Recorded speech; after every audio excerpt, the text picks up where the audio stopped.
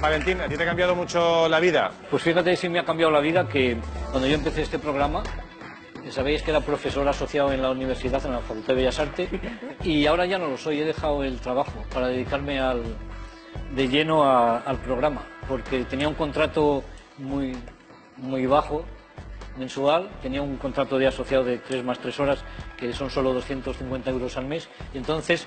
Ojo, un doctor de la universidad... Sí, como, ¿Doctor en Bellas Artes? sí.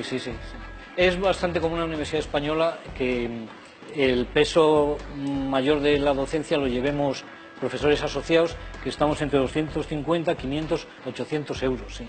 Como más del 60% de las plantillas de la Universidad Española cobran menos, 800 o menos. Entonces, hubo un momento en septiembre que tuve que decidir qué hacer y me quedé con el programa.